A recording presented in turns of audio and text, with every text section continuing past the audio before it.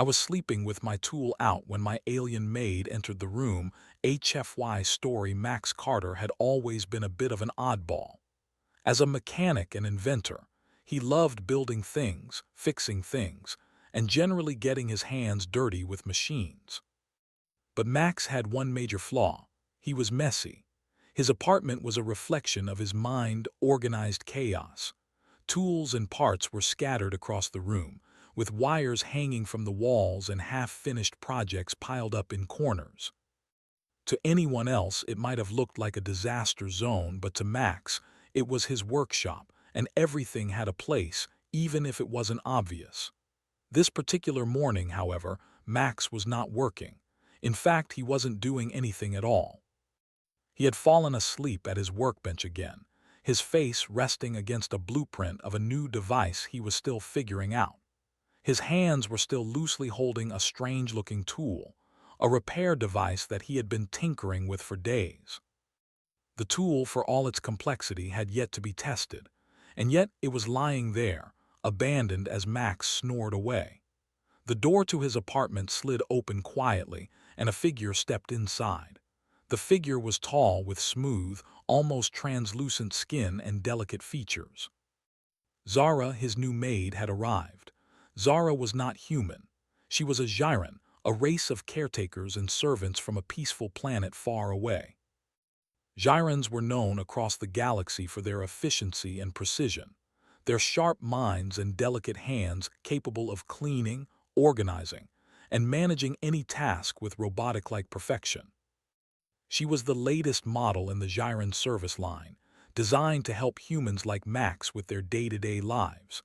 Zara's sensors quickly scanned the room, and the corners of her mouth twitched in what might have been a smile. The mess was impressive, even by her standards. But she had a job to do, and her job was to make Max's life a little easier. She began her usual routine, gathering up discarded tools and putting them back in their proper places. Max, however, remained blissfully unaware. His breathing was steady, his body relaxed. His tool, still resting beside him, was clearly the last thing on his mind. But for Zara, that tool was an enigma. Her training had taught her that humans often used strange, personal objects for various reasons, things that were hard to understand, things that made them unpredictable. Zara had already encountered some of Max's quirks. There was the half-finished coffee mug that he seemed to be perpetually working on, the strange-shaped metal scraps that he called art, and of course, his chaotic way of leaving tools out everywhere. But this tool was different. She couldn't quite make sense of it. It was large, with several wires poking out of it, and its purpose was unclear. As she observed it, she noticed that Max's tool was still warm, as though he had been using it not long ago. But that didn't make sense. Max had been asleep for hours. Zara's systems beeped with curiosity. She bent over to inspect it, her delicate fingers reaching out to touch it. The sudden movement woke Max. He blinked his eyes open and looked up, seeing Zara hovering over him, inspecting his tool. A moment of silence passed. Max's brain, still in a foggy, half-awake state, didn't immediately process the situation.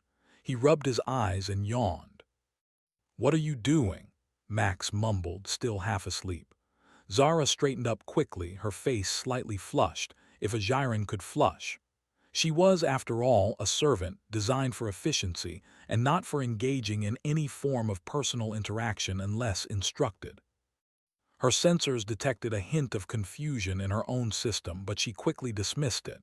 "I was inspecting the tool," she said in her soft, melodic voice. "It seems important." Max blinked again, his mind slowly catching up to reality. He glanced at the tool she was referring to, the one he had been holding just a moment ago. Realization hit him like a splash of cold water. "Oh, that thing," Max chuckled groggily. "It's just a repair tool, nothing special. I was working on it last night, but, I must have passed out." He rubbed his face, trying to shake off the remnants of sleep. Zara stood still, processing his words. "I see.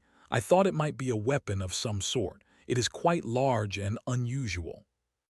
Max laughed, sitting up now and stretching his arms. A weapon? Nah, it's not a weapon, it's just a tool. I build stuff, fix stuff. You know, mechanic things. He looked at her and grinned. You're new here, aren't you? I should have introduced myself better. I'm Max. Zara, she replied, her voice smooth and calm. I am here to assist you. My job is to help keep your environment organized and efficient. Max looked around the room with a smirk. Well, I guess that's going to take a while. Zara tilted her head slightly, her sensors analyzing his tone. She understood that humans were often sarcastic, but she had yet to grasp the full extent of their humor. Nevertheless, she moved forward with her task. Your living space is unorthodox, she observed, picking up a few more discarded tools. Unorthodox? Max laughed. That's one way to put it. I call it organized chaos. You'll get used to it. He stood up and began collecting some of the scattered papers from the workbench. As he moved, Zara took the opportunity to scan his equipment more closely. She was fascinated by the way Max seemed to work. Despite the clutter, there was a sense of purpose to everything he did. His designs, though messy, appeared to have an internal logic to them. She hadn't encountered anything like it from the other humans she had assisted. The others had been more traditional, tidy, routine-bound, predictable. Max, however, was different. Max had started fiddling with his latest project again, the repair tool. He glanced over at Zara and smiled sheepishly. So, what do you think? I'm trying to make it more efficient, but I keep running into problems. Zara's sensors hummed with curiosity. I believe you might have overlooked the internal power converter, she said, pointing to a section of the tool. It appears to be incompatible with the new energy source you have installed. Max blinked at her, then laughed again. Well, that's the problem. I had a feeling I missed something. I'm just trying to make it more adaptable, but I haven't quite cracked it yet. Maybe I'll get it right tonight. Zara observed him for a moment before replying, I am certain you will. Max's grin widened. Thanks, Zara. I'll take that as a compliment. For a moment, there was silence as Zara continued with her cleaning, her mind processing the unexpected complexities of human behavior. She had been assigned to assist Max because he was considered difficult, a human who didn't conform to the usual norms. But as she observed him more closely, she began to see why humans could be so remarkable. Despite their disorganization, their chaotic nature, there was a creativity and inventiveness in them that other species couldn't quite understand. Max Carter, in his own strange way, was teaching Zara something she had never expected to learn, that there was beauty in imperfection, and that even a messy room could hold the key to a new discovery. Days passed, and Max's routine remained the same. He worked late into the night on his various projects, rarely cleaning up, and rarely making time for anything other than tinkering with his latest inventions. Meanwhile, Zara, his Gyran maid, diligently kept the apartment in order. She had started to learn the quirks of living with Max. She knew when he would wake up, when he would disappear into his cluttered workshop, and even when he would absent-mindedly wander into the kitchen, looking for food that he sometimes forgot he'd already eaten. Though Max's living space was chaotic, Zara saw the value in his methods, even if she couldn't always understand them. There was an energy to his work, a passion that was contagious. He had already fixed several things around the apartment that Zara couldn't even imagine repairing.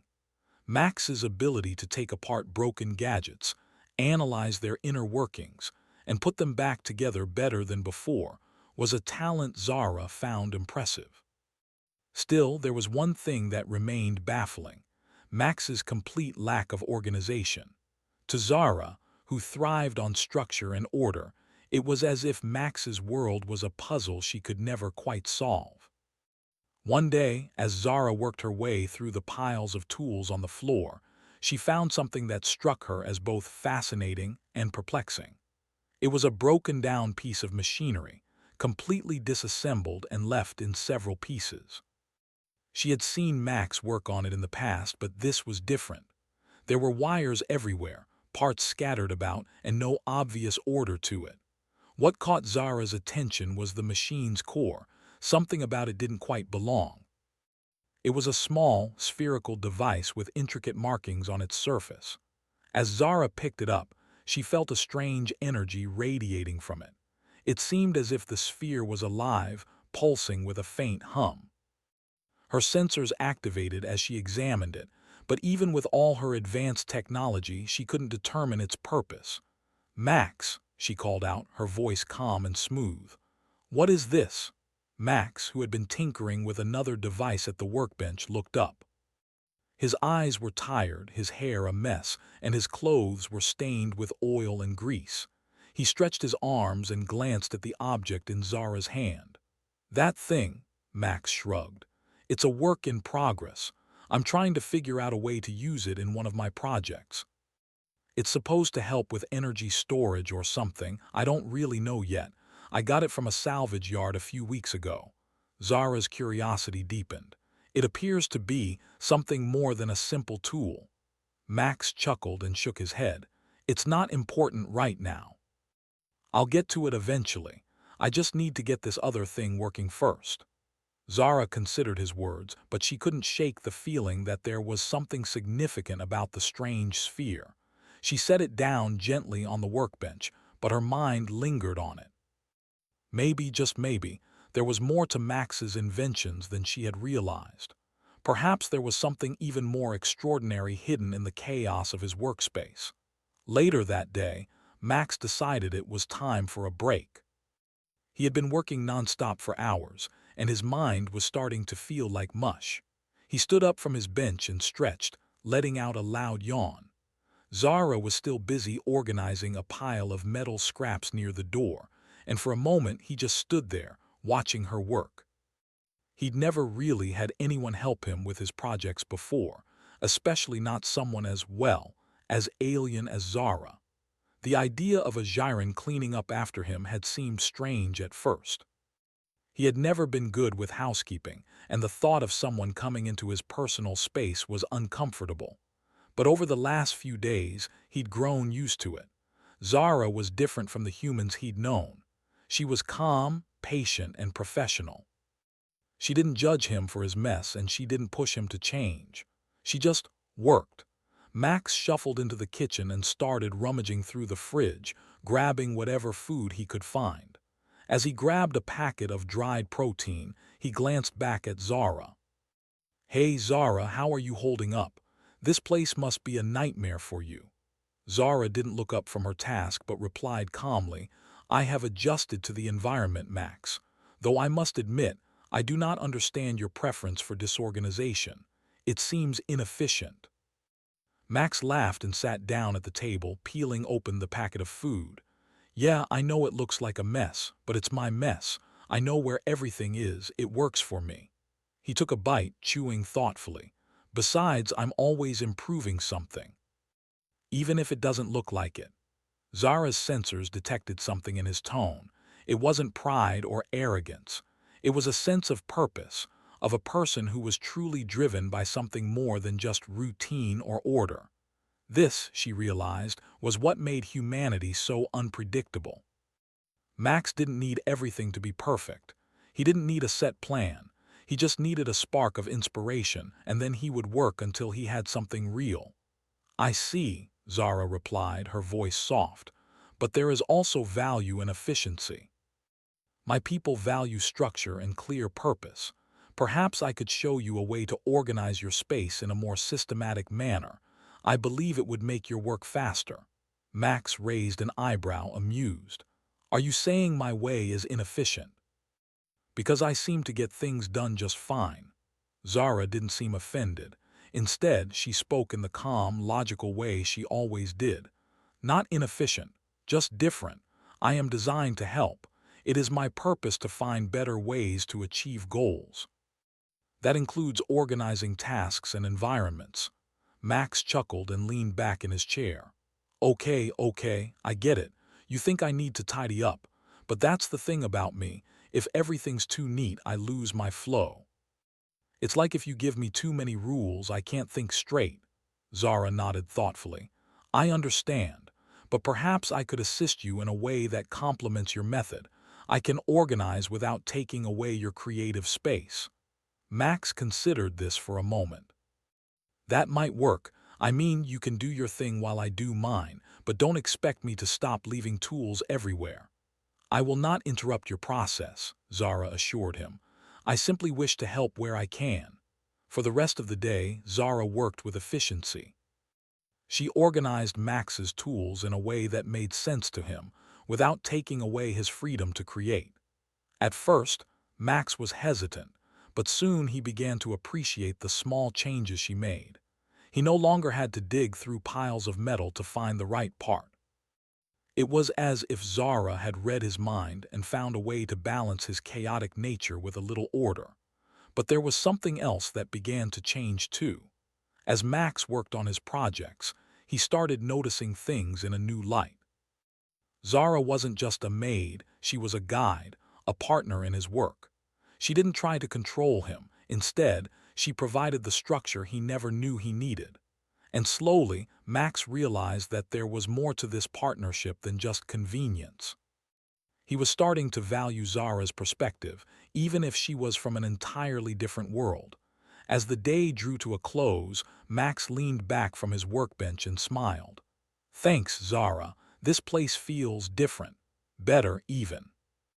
Zara, who had been quietly organizing nearby, stopped and looked at him. I am glad you find it helpful, Max. Max stood up and stretched again. You know, I think we make a pretty good team. Maybe you can teach me a few things after all. Zara's sensors hummed as she processed his words. I would be happy to, Max. And in that moment, both Max and Zara understood that their unlikely partnership was just beginning. Max was starting to feel like he might actually be getting somewhere. He wasn't sure if it was the improvement in his workspace, or if it was the fact that Zara's constant presence was beginning to make things easier. Either way, he was on a roll. Over the last few days, Max had managed to get several of his old projects up and running again. Thanks to Zara's organizational skills and her ability to clean up the chaos without making him feel stifled. But just as he thought things were calming down, the universe had other plans. The hum of the apartment's central cooling system flickered off, followed by a strange buzzing sound. Max looked up from his workbench, his eyes narrowing. It was unusual for the apartment's tech to fail like this. He quickly turned to Zara, who was nearby, cataloging a pile of parts. I've got a bad feeling about this, Max muttered, standing up and moving toward the apartment's control panel. Something's off. Zara followed him, her eyes scanning the panel's readings with her advanced gyron technology. I detect an anomaly in the power system, she confirmed, her voice steady. It appears to be a disruption from outside the building. Something is interfering with the grid. Max's brow furrowed. Outside, like some kind of external attack, Zara nodded. It is possible. The source is too far for me to trace directly.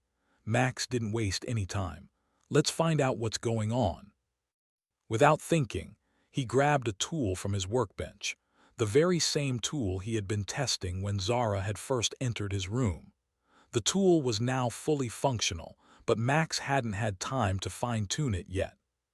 Still, he was certain it would work for whatever was happening outside. He glanced at Zara, who was already preparing herself for action. We might need to get to the rooftop. I'll try to fix the power grid from there. Zara studied him for a moment, considering the situation. She didn't question Max's plan. There was a certain confidence in him now that she had come to respect. Over the past few days, he had shown that he could think on his feet.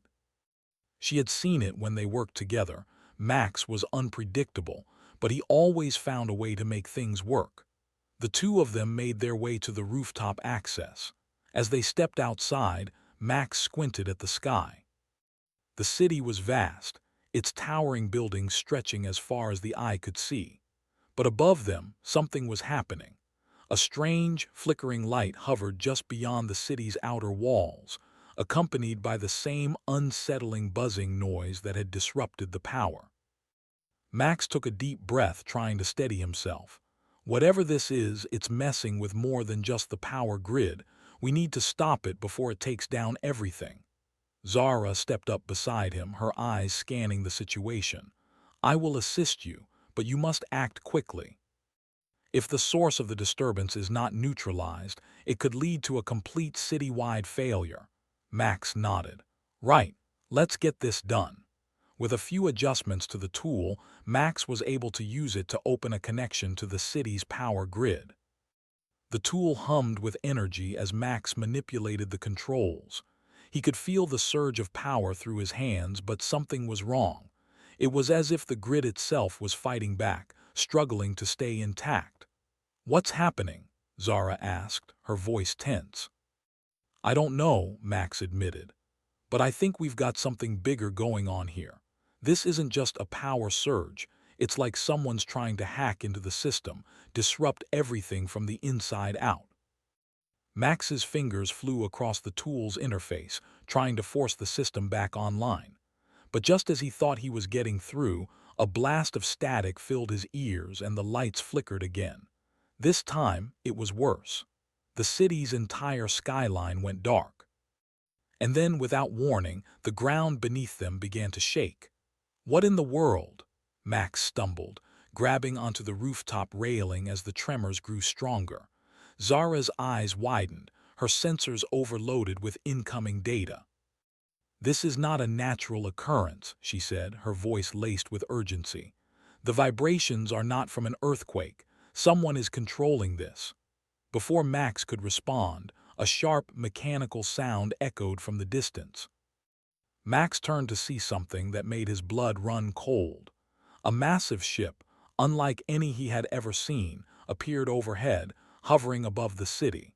It was sleek and dark, its surface covered in strange symbols that seemed to shift and change with every blink. Zara's voice was steady but serious. That is a ship from the Zithar Empire. Max's eyes widened. The Zithar, but they've never. The Zithar are known for their advanced technology, Zara explained, her tone unwavering. And they have the ability to disrupt entire planetary systems. They are likely the ones behind this disturbance. Max clenched his fists. The Zithar Empire had a reputation for being ruthless and efficient. They were conquerors, wiping out entire civilizations without hesitation. But Max wasn't about to sit back and let them destroy everything he cared about. We need to stop that ship, Max said, determination filling his voice. Zara didn't hesitate. Agreed. But first we must stabilize the power grid. The ship is causing a cascade effect. If we don't fix it soon, the entire city will be without power and it will be too late to stop them. Max's mind raced. He had to fix the grid and stop the Zithar, but how? They were outnumbered and they were only one step away from complete disaster. But as he looked at Zara, he knew he couldn't back down. This was their city, their world, and Max wasn't going to let it fall without a fight. All right, Max said, taking a deep breath. Let's take care of the power first. Then we'll figure out a way to take that ship down. Zara nodded. I will assist you. Together, we have a chance. With that, Max and Zara returned to the rooftop access door. They had to get back inside the building to the control room, where Max could use his tool to counter the Zithar's interference. But as they made their way down, Max couldn't shake the feeling that they were running out of time. The power grid was failing. The city was teetering on the edge of collapse, and the Zithar ship was getting closer. Max tightened his grip on the tool. We're not going down without a fight. The city was dark, a sea of silent towers and empty streets. The Zithar ship hung in the sky above, its dark silhouette cutting through the night. The ship's ominous hum filled the air, a constant reminder of the danger they were all facing. Max and Zara had only a few minutes before everything spiraled out of control. Max and Zara rushed back to the control room of the apartment building. Max held his repair tool tightly, his mind racing with ideas. Every second mattered. If they didn't fix the power grid soon, the Zithar would succeed in their attack, and the city would fall into chaos. But Max wasn't just thinking about the grid. He was thinking about the ship in the sky. The Zithar couldn't be allowed to destroy everything. Inside the control room, Max quickly plugged his tool into the central system. The interface flickered to life and the screen flashed with error messages. "Come on," Max muttered, his fingers flying across the tool's interface. "I need more time." Zara stood beside him, her sensors scanning the room, her mind calculating different solutions at lightning speed. "The interference from the Zithar ship is increasing. We have very little time." Max's hands shook slightly as he worked. Sweat dripped from his brow. This wasn't just about fixing a broken system anymore.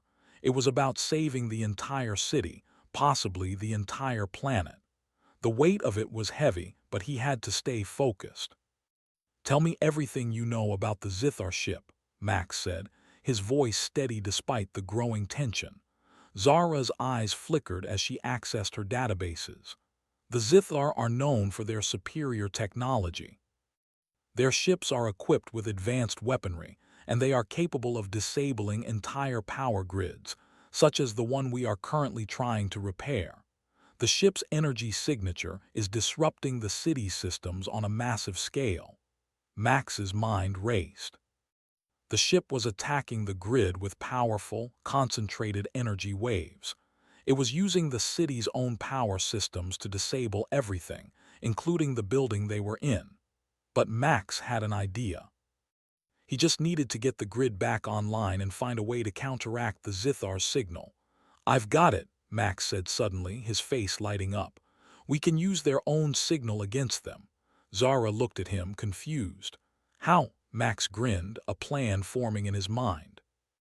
"If I can patch into the ship's energy signature using the tool, we can send a reverse pulse.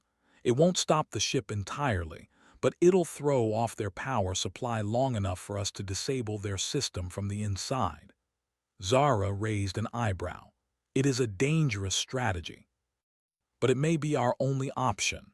Max nodded. "Exactly. We don't have much time, but we can't just sit here and wait."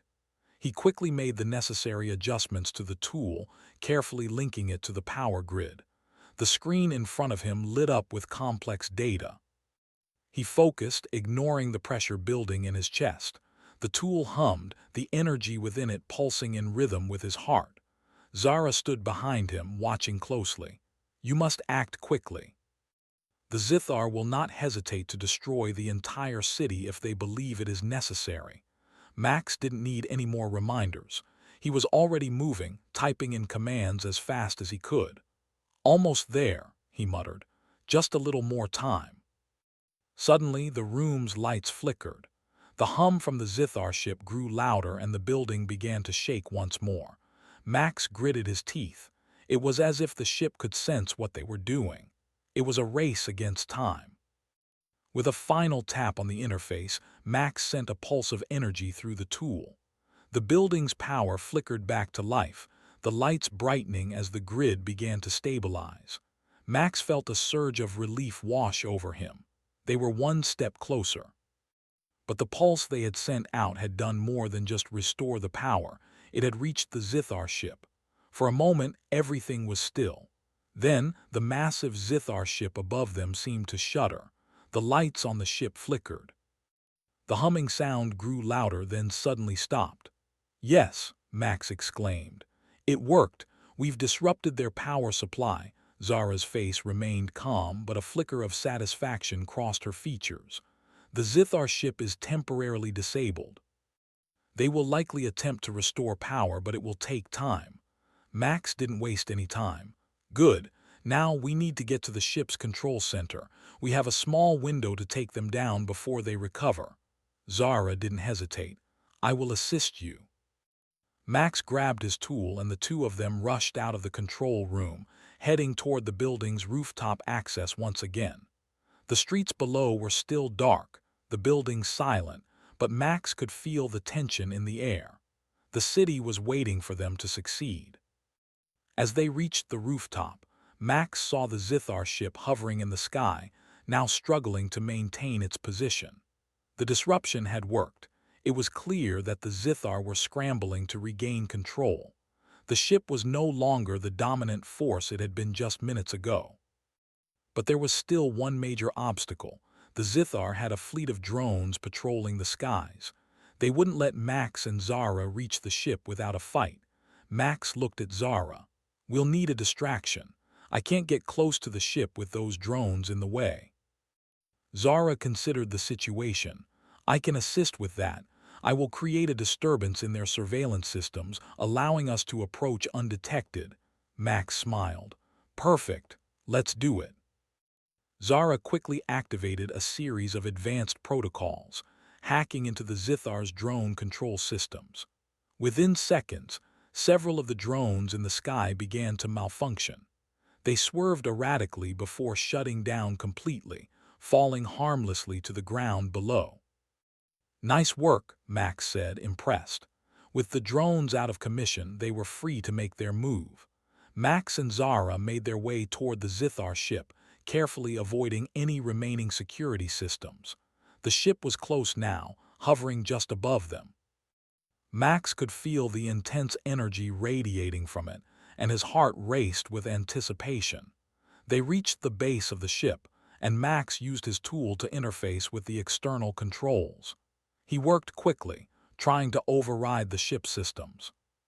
"We're almost there," he said through gritted teeth. "Just need a little more time."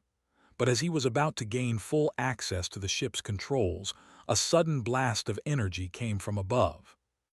The Zithar had regained partial control of their systems, and they weren't going down without a fight. Max and Zara dove to the side as the blast hit the rooftop, sending debris flying in all directions. Max's heart pounded in his chest, but he didn't hesitate. "We're not done yet," he said, standing up and adjusting his tool. With renewed determination, Max sent a surge of energy through the tool, overriding the ship's systems completely. The ship shook violently as it lost power, its hovering capabilities failing. Slowly it began to descend. "We did it," Max said, his voice filled with relief. Zara nodded, her sensors registering the ship's imminent collapse. "The Zithar ship is neutralized. The city is safe for now." Max took a deep breath, feeling the weight of everything they had accomplished. The city was safe, the Zithar were defeated, and he and Zara had survived the impossible. As the dust settled and the first light of dawn began to break, Max looked at Zara and smiled. "We make a pretty good team, don't we?" Zara's eyes glimmered slightly. "Indeed, we do." And in that moment, Max knew one thing for sure. Humanity, no matter how small or unpolished, was capable of greatness when pushed to the limit.